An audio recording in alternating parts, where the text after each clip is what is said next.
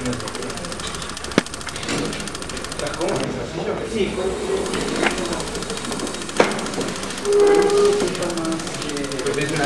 más seguro.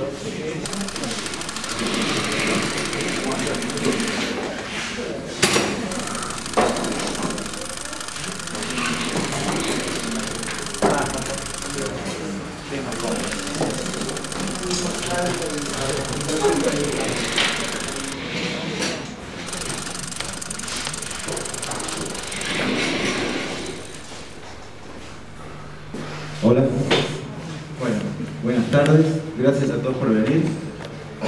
Este es el tercer encuentro cercanos con Fabián Iriarte. Muchas gracias, Fabián, por aceptar la invitación, y a la Secretaría de Cultura y a la Biblioteca por el espacio y la oportunidad de hacer estas charlas. Bueno, qué difícil es arrancar con la lectura de un autor que tiene tanta obra, tan por momentos variada y al mismo tiempo homogénea, y nada, estuve intentando plantearme por dónde vamos a arrancar. Tenía que agradecer además una serie de entrevistas que se le hicieron a Fabián, una de Mariana Garrido, una de Vanessa Almada y una de Pablo Moreno. Estuve afanando un montón de información para poder hacer esto hoy. Y en principio contar un poco de qué se trata el trabajo de Fabián como poeta, cómo fue el desarrollo de la trayectoria, cómo empezaste a publicar, cómo planteas la presentación de tus libros, el orden de esa presentación. Es una pregunta. Es más o menos una pregunta, para que arranques a contarnos más o menos cómo, por dónde empezaste. Yo me acuerdo que en el 2001 estuve en una presentación de uno de tus libros, de una lectura en Sibelius, que es La intemperie sin fin, y fue la primera vez que te escuché leer y la primera vez que conocí tus libros. Y la verdad es que me quedaron, los poemas que leíste esa vez, me quedaron, ahora que los releí de vuelta para la charla, me di cuenta que los tenía muy presentes. ¿Por dónde arranca tu publicación, tu serie de libros? Hola, buenas tardes. Y gracias por haber venido este sábado a esta hora. Arranca con un libro o semilibro y dos plaquetas que no traje, no son visibles. ¿Se escucha bien? Sí, perfecto. Empecé publicando un libro que se llamaba Oscura Transparencia, que publicó una semi-editorial también, una Vanity Press, esas editoriales imprentas de la vanidad, donde uno quiere publicar tiene que pagar, ¿no?, la publicación. Que bueno, todo el mundo empieza así, está bien eso. Pero lo malo de esta editorial es que muchos escritores de Mar del Plata pagaron por su publicación y nunca vieron los libros. Y en un momento la editorial ya en el domicilio que se supone que estaba había desaparecido. Yo llegué a ver los libros, o sea, yo tuve mi cajita de libros, una presentación en el Teatro Auditorio y todo eso, en la que el presentador se la pasaba diciendo qué lindo esto, qué lindo, parecía que era el único adjetivo que tenía para hacer la presentación de su editorial y de su libro. Y entonces mucha gente quedó muy disconforme. Y yo más o menos, porque nada que ver con la publicación de estos libros, en cuanto al cuidado, la tipografía, todo eso. Y después, unos años después, con un grupo de escritores, poetas que también acá de Mar del Plata, que también querían publicar, ese grupo propuso a varias personas publicar una serie de plaquetas y bueno, distribuirlas y todo. Entonces esas fueron mis 3 primeras publicaciones. Y después, bastante después, hace unos pocos años, Gastón Franchini hizo una cosa muy interesante con su sello Goles Rosas. Él enviaba, él pedía, por ejemplo,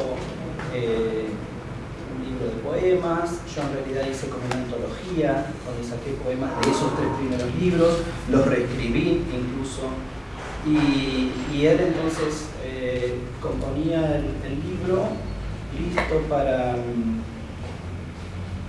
imprimir en la computadora, entonces los mandaba por computadora y cada uno los imprimía o no, y entonces llegaron a muchísimos lugares de la provincia de Buenos Aires, no sé si del país, pero de la provincia de Buenos Aires sí, porque creo que Gastón a vez estaba trabajando en un proyecto, un plan de la provincia de actualización en literatura, en la enseñanza de lengua, literatura y todo eso, así que a mucha gente le llegó eso. Entiendo que el orden de publicación de tus libros no siempre es el orden de escritura. Y se podrían entonces, en función de eso, trazar como 2 recorridos de la obra. Sí, o sea, un recorrido que puede seguir con la publicación de cada libro, cronológicamente, y el otro recorrido es el recorrido de cómo fui ordenando sus poemas en cada libro, pero a esta altura yo creo que ya ni me acuerdo, porque o sea, yo destruyo los manuscritos, todo eso, los poemas que ya he publicado, y después no me acuerdo, trato de hacer memoria un poco por cómo es ¿cómo que se dice? La evidencia interna textual, o sea, hay en algún verso alguna alusión a algo específico, yo digo, claro, esto no puedo haberlo escrito antes del año 93 porque menciona esto que pasó en el 95, pero después de eso, no sé. Lo que pasa es que en ese libro, esas 2 plaquetas que yo publiqué fueron del año 90, 92 y 93. En el año 94 conseguí una beca para hacer una maestría en Estados Unidos. Entonces yo ya tenía mucho escrito que dejé acá en Mar del Plata, en mis cosas. Algunas cosas me las llevé a Estados Unidos para seguir escribiendo, y allá durante 5 años escribí muchísimo, pero no publicaba, obviamente. Bueno, publiqué, pero ya después te cuento esa historia, pero no en libro, digamos. Y entonces cuando volví en 1999 tenía un montón de poemas para publicar. Y empecé a publicar La Plaquette, esta cualidad de ir al mundo, con la editorial Menusina, que era un sello que venían mi amigo Alfonso Mayo y mi amiga Fabiola Aldana, que después se fueron, en 2002 se fueron a Chile. Bueno, mira, yo encontré de Alfonso Mayo un libro que se llama País de Detalles, ¿lo conoces? Sí, claro. Y hay un apartado de ese libro, el 42, que se llama Arte Poética y que está dedicado a vos. Si no le molesta al público lo voy a leer, que no es muy largo. Y dice así, Alfonso Mayo: me tienen hartos los poetas, tanto que, a pesar de que alguna vez pensé en ser uno de ellos, terminé por aceptar un trabajo cualquiera. Con eso puedo darle de comer a mis hijos y no me preocupan otras cosas que ocurren en el mundo. No sé por qué de repente me acordé de que los poetas me tienen harto y de que alguna vez pensé en ser uno de ellos. Eso no tiene sentido. Creo que si trabajara en una estación de servicio me sentiría completamente feliz. Los autos llegarían y no sería necesario hablar demasiado para ser un buen trabajador. El jefe sabrá que estoy contento y que jamás dejaré de llenar tanques de nafta. Los poetas no tienen jefe y tal vez por eso es que no saben bien qué hacer con sus vidas, aunque los críticos que escriben sobre los poetas están, creo, peor. Es que los poetas ocupan el tiempo en cosas improductivas. En cambio, yo pasaré el día trabajando y me encargaré de planificar la vida de manera tal que no deba hacerme problema por nada. De todas formas, a veces me invadirá cierta sensación de vacío y la penumbra de la estación cortada por los reflectores en el techo de lata cuando el sol baja no hará otra cosa que enfrentarme con algo desesperado. Eso no ocurrirá casi nunca y por lo general estaré tranquilo, pero la turbación será grande en el exacto momento en que los restos de nafta sobre el asfalto se pinten de colores extraños y el olor penetrante, particular del líquido derramado, se corporiza en el aire para hacer todo más borroso y más leve. En principio quería preguntarte a vos, ¿por qué te parece que Alfonso te dedica esta arte poética, además, que tiene un nombre muy particular el texto, pero hay como por un lado una especie de resignación frente a la incapacidad de escribir, y por otro lado como esta frustración que nos termina haciendo prender fuego a las cosas? Me parece que por ahí viene por ese lado, una voluntad poética que supera incluso las dificultades de la realidad a veces. Sí, este poema en prosa es bastante exacto, me parece. Él dice, me tienen harto los poetas y yo alguna vez quise ser poeta, pero bueno, lo es, me parece que todo este libro lo prueba.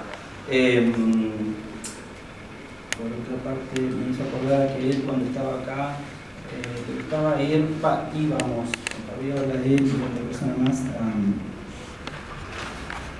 no sé por qué, le gustaba ir a los cafés de las estaciones de servicio, tipo el de Félix, en vez del café. Bueno, yo prefiero ir a otro, pero nos discutíamos mucho. ¿Cuál era la pregunta? La pregunta era si te sentías reflejado por ahí un poco en este texto. Si te habla más bien de él. Habla más de él. ¿Y por qué te lo dedica a vos?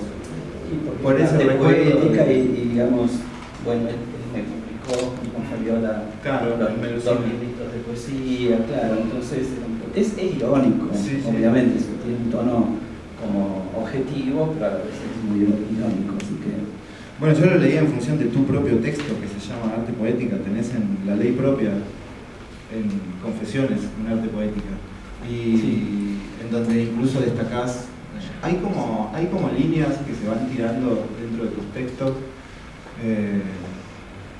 en donde, por ejemplo, se rescata para el arte poética todo lo que tiene que ver con el azar. Sí, por eso le puse devoción por el azar en el título. Al título de ese poema, de ese libro de Bajo la Luna. No, ese no. No, quiero leer la ley propia. Devoción por el azar no es muchos de mis títulos, no son míos. Devoción por el azar es una expresión sacada de un ensayo de Auden, W.H. Auden, que dice que los poetas se sienten sienten devoción por el azar porque el azar les provee de imágenes, ¿no? Cuando uno menos se lo espera, aparecen imágenes, palabras, etc.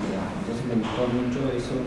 Ya el título es medio un poco un arte poética, es decir, bueno, la poesía muchas veces es producto del azar. Bueno, un poco esto de que el orden de las publicaciones no responda al orden de escritura también tiene que ver con, no es un descuido, es como una preferencia por el azar. En alguna de las entrevistas comentabas un poco eso. Sí, el azar de que te publiquen o no te publiquen, porque la poesía es un género que mucha gente considera difícil de leer, de entender, no sé por qué,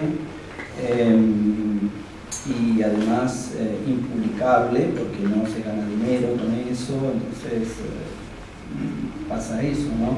Y entonces yo generalmente no escribo en serie, así, proponiéndome escribir una serie. Malkovich es un poema, así como en serie, pero no es un libro. Ahora estoy escribiendo unos ciclos más en serie, pero siempre escribí poemas aislados, sueltos. Entonces, también un poco un azar cuando tenés la alegría y la sorpresa de que una editorial te vaya a publicar. Es un poco el pánico de decir, bueno, ¿en qué orden lo voy a poner a estos poemas? ¿No? ¿Cuál va a ser el primero, el del medio, el último? Que me parece que es importante para tener una imagen total del libro. Y entonces ahí mezclo poemas que tienen 10 años, 15 años, 20 años, 25 años con otro que escribí hace 3 meses. Y así salen, no sé. Sí, igualmente tenés... comentás que El visitante inesperado en la caja P es una serie intencional, además de Malkovich, tenés esa como serie intencional. Ah, sí, sí, es así. Y... No, bueno, no, o sea, esos poemas que son sobre la muerte de mi mamá, lo fui escribiendo porque tenía esa necesidad de escribir, pero no fue una serie intencional, fue una cosa que salió y están casi sin tocar, digamos, tal cual. Porque en todos tus libros hay series de poemas agrupados bajo algún subtítulo, Maldita X, Gender Studies, en todos los poemas están agrupados. Sí, pero es una agrupación que hice después. O sea, les Posterior a la encontré, claro, Gender Studies en inglés significa estudios de género, que es en la academia norteamericana serían aquellas asignaturas que se dedican a estudiar todo la literatura, no solamente la literatura, la historia, la sociología, etc., la pintura, tomando en cuenta el género de los autores, de los artistas. Entonces vi que yo había escrito varios poemas referidos a eso y los puse juntos, le puse ese título. Pero no fue una cosa intencional. Voy a crear una serie que se llama así y voy a escribir poemas relacionados con eso. Sí. Pero sí, yo encuentro, puedo hacer eso porque se ve que algunos temas, algunos tópicos, algunas imágenes me llaman la atención y escribo. La repetiré también, no sé. Bueno, así es como finalmente se encuentran estas líneas temáticas que yo puedo encontrar por ahí en la lectura, sí, que tienen que ver, por ejemplo, con el azar o con la traducción o con la poesía confesional también. Claro, por ejemplo, la traducción, porque yo, desde que, mi carrera en la universidad empezó con una beca para hacer estudios de traducción. Y hasta el día de hoy, no es que sea traductor, sino que estudio el fenómeno de la traducción literaria. Y poesía confesional también, porque en mi cátedra de literatura comparada enseñé poesía confesional norteamericana. Y bueno, eso todo lo aprovecho, me nutro de eso también. Bueno, la cuestión de la traducción con función de la poesía me resulta un tema súper interesante, porque sobre todo en tu caso que hablas como 3 o 4 lenguas, hablas francés, inglés, español. Francés, inglés y español. Y algo de alemán. No, alemán. Un poquito así, sí. ¿Y qué efecto tiene? En una primera lectura de tus textos se nota visualmente la presencia de los otros idiomas, el francés y el inglés, incluso el alemán, en títulos, subtítulos, comentarios, incluso en versos completos. Una cosa que a mí me resultó interesante de encontrar en tu poesía, que tiene vinculación con esta combinación de los lenguajes y demás, es que por un lado contás con un bagaje erudito importantísimo, y al mismo tiempo eso no convierte a tus poemas en una poesía oscura o impenetrable.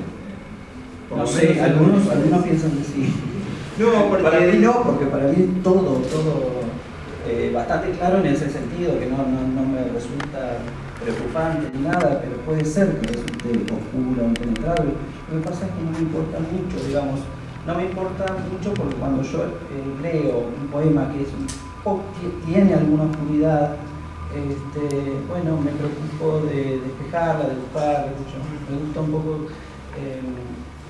que tenga cierta resistencia el poema. Claro, pero el lenguaje no deja de ser llano y directo, lo comenta Carlos Batilana en el epílogo de las confesiones, que señala el recurso al conocimiento técnico relativo al lenguaje y la construcción de los discursos, de que al mismo tiempo eso no deja fuera en general al lector.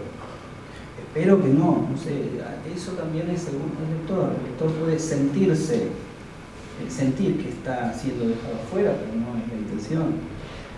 Por otra parte, esto de los idiomas es bastante paradójico. Yo hago estudios de traducción y a veces siento que, si bien creo, porque es mi fe o mi esperanza, que todo es traducible, a veces cuando uso un epígrafe, un título no traducido, es porque momentáneamente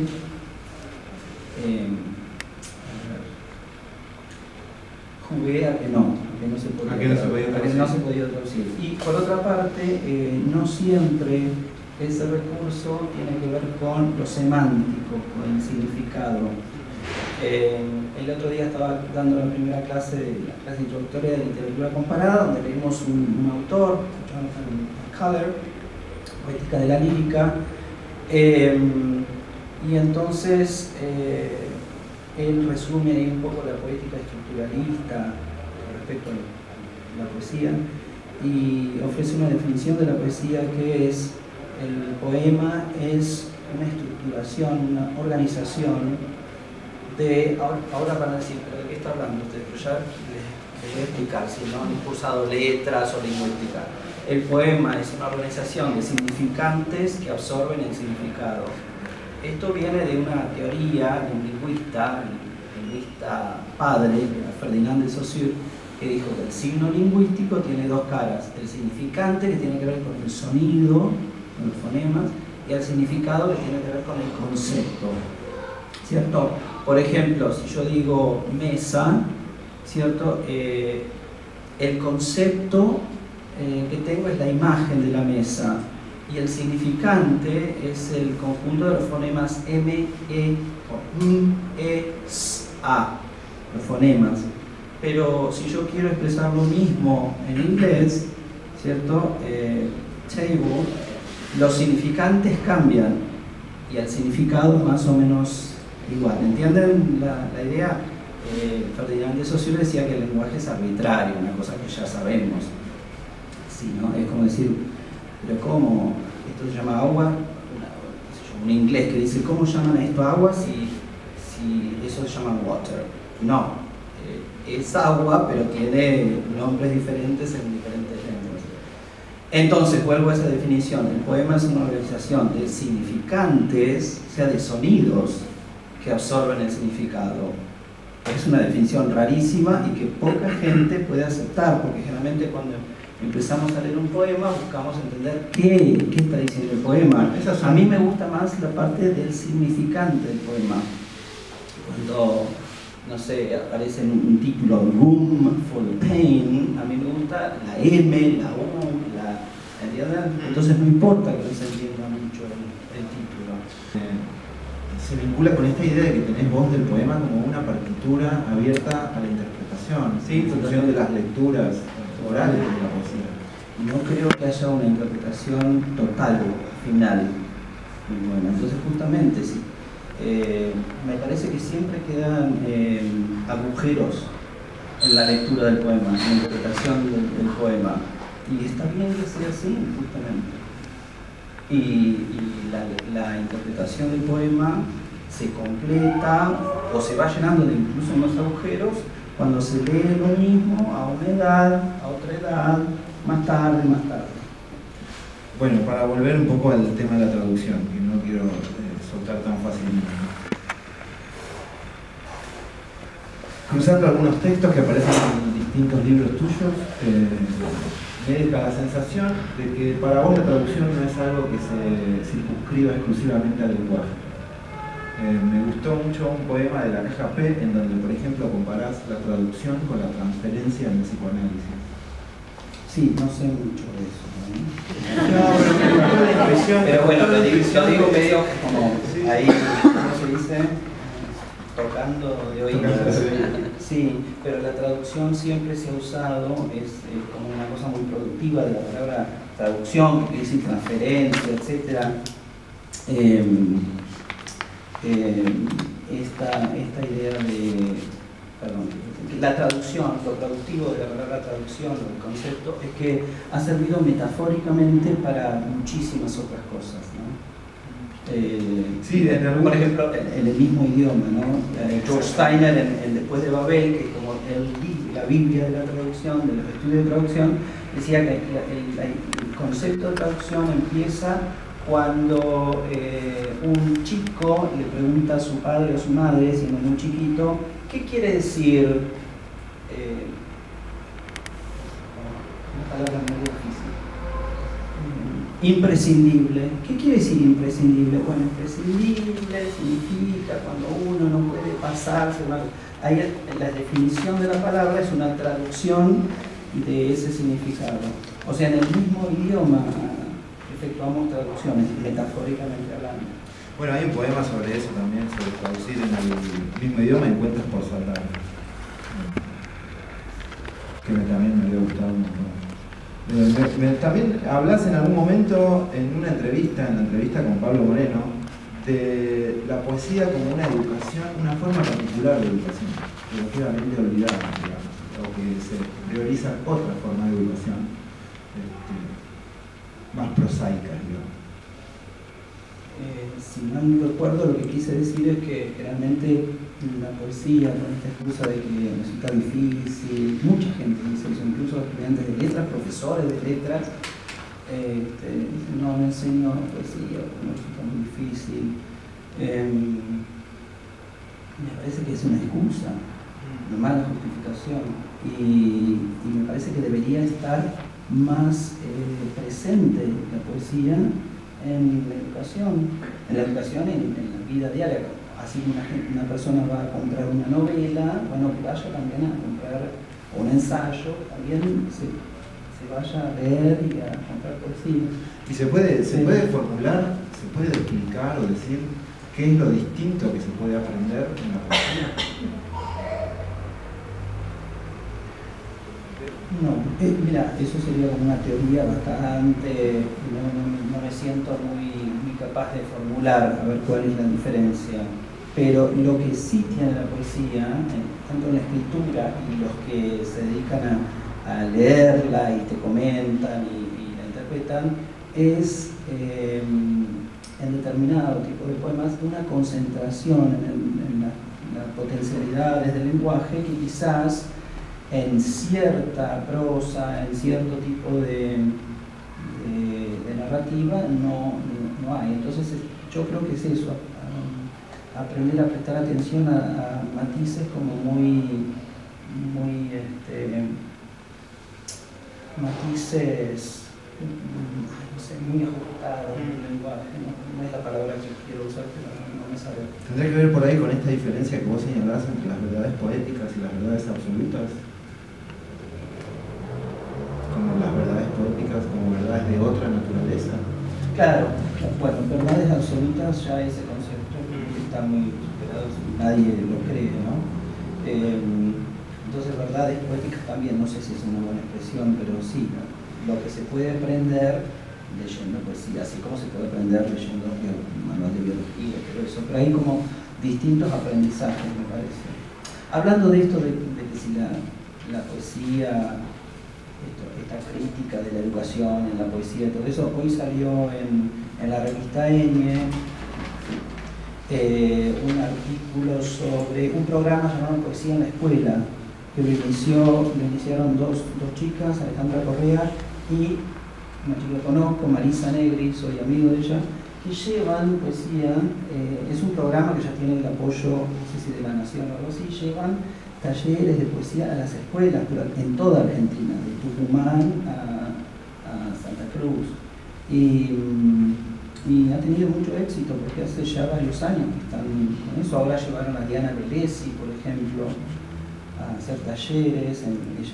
Velesi vive en el Tigre, bueno, en escuelas del Tigre y todo eso. Entonces se puede hacer. De hecho, Marisa vino este verano a Mar del Plata, trayendo a dos chicos que habían ganado, dos chicos del Tigre, que nunca habían salido del Tigre, no conocían ni siquiera la capital federal, porque eso es como otro país, la vida del Tigre profundo. Y los trajo a Mar del Plata, los chicos vieron el mar por primera vez, habían ganado un concurso de poesía dentro de este programa de poesía en las escuelas. Estaban maravillados, no solamente de haber ganado el concurso con sus poemas, sino de haber venido a Mar del Plata nada menos y de haber visto el mar.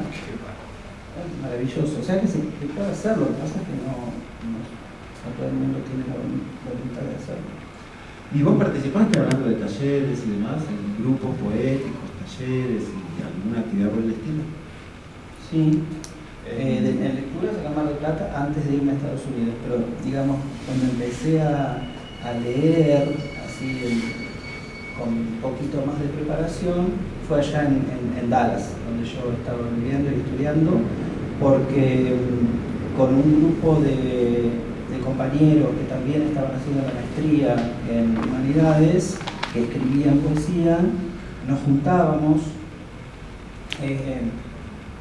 una vez cada 15 días en la casa de cada uno, y previamente nos habíamos, ya en el 94, cuando yo llegué a Estados Unidos, la primera sorpresa que tuve es que existía algo que se llamaba correo electrónico, email, que acá todavía no existía, y bueno, empecé a usarlo porque me encantaba. Me parecía rarísimo y bárbaro que yo mandaba desde mi computadora un mensaje y un compañero mío que estaba en el dorm, en los edificios para los estudiantes, pero estaba en el edificio de al lado, lo estaba recibiendo con apenas un segundo de diferencia, algo rarísimo. Y además que después podía comunicarme con mis amigos de Mar del Plata por ese medio. Ahora es una cosa muy común, pero en esa época fue una gran sorpresa. Entonces nos mandábamos, cada uno mandaba al grupo de amigos el poema. Imprimíamos y entonces nos reuníamos y comentábamos.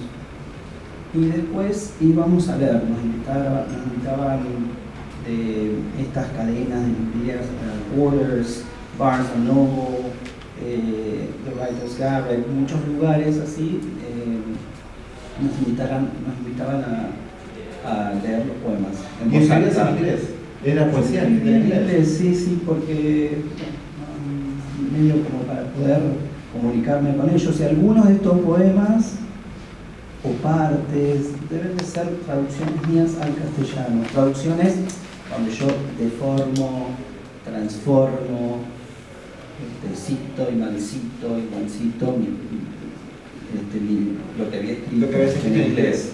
O sea, nunca hiciste una traducción completa de esa parte de tu trabajo en inglés. No. Fuiste, digamos, reciclando en distintos momentos, sí, pero nunca hubo una traducción completa. No. ¿Y del español, de tu poesía en español al inglés, hiciste traducciones? No. Ahora, justamente hace una semana, uno de estos amigos que estaba en este grupo se llamaba Awful Coffee, porque cuando nos reuníamos en mi departamento, yo preparaba café y siempre me ha dado, no sé qué, no me siento como experto en varias cosas. Entonces decía, bueno, les voy a ofrecer café, pero no sé si está bueno, me parece que es horrible el café, Awful Coffee. Entonces le pusieron el nombre de Awful Coffee al grupo. Después publicamos una plaquette muy linda, con una tapa así, bueno, con toda plaqueta así muy casera, con una tapa de cartón reciclado, me acuerdo que tenía cebolla, no sé por qué, y decía Awful Coffee, y este amigo, del cual te voy a contar lo que sigue, se le ocurrió tomar una taza de café, ensuciar el borde con café y manchar la tapa, entonces quedó como el borde de café, sí. Y ahí publicamos, y al final habíamos puesto unas fotos del grupo, fotos de verdaderas que las pegábamos en la hoja final, y teníamos cada uno o dos poemas en esa plaqueta. Era bárbaro, me encantó eso.